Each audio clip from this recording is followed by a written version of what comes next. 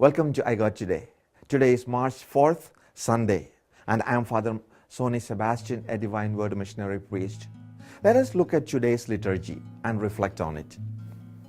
Brothers and sisters, Jews demand signs and Greek look for wisdom, but we proclaim Christ crucified, a stumbling block to Jews and foolishness to Gentiles, but to those who are called, Jews and Greeks alike, Christ the power of God and the wisdom of God.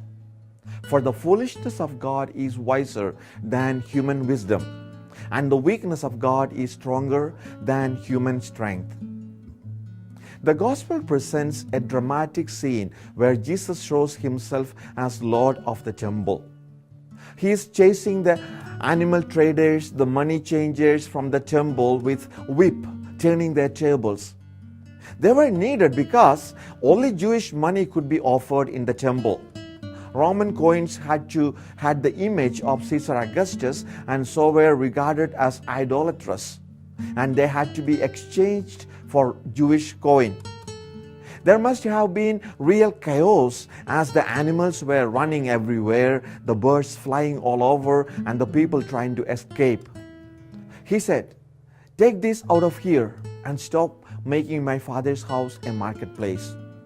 It is not at all impossible that the temple authorities connived at the practice and may have been benefited if the traders had to rent spaces in the temple to do their business. This would explain the priest's anger at what Jesus was doing. What's going on here? What sign can you show to justify what you are doing? Jesus replies, "Destroy this sanctuary, and in 3 days I will raise it up." They come back. "It has taken 46 years to build this temple, and you can raise it in 3 days?" This was indeed true, and in fact, the building had not yet been fully completed at that time.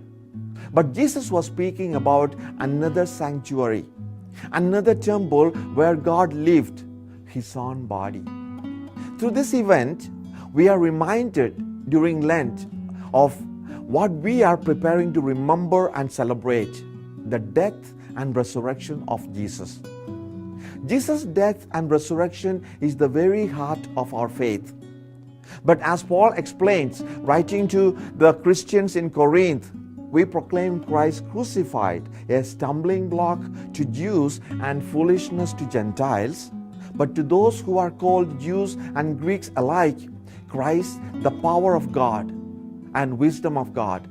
For the foolishness of God is wiser than the human wisdom, and the weakness of God is stronger than human strength. To the Gentiles and the pagans, it was meaningless. Power and domination and influence were what counted in their world. The idea that someone executed along with common criminals could be worshipped as Lord was nonsense.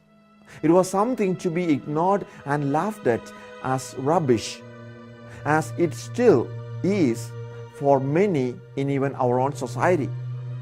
But to those who have been called and who answer the call, be they Jews or Gentiles, men or women, slave or free, it is the power and wisdom of God. The death of Jesus to any objective observer seems like utter failure. To believe in such a Lord seems stupid, but those with the eyes of faith can see the power of love in that. Lord, help me. Help me to be passionate about my faith and live it daily. Let me drive away all that is creating a block in my faith life.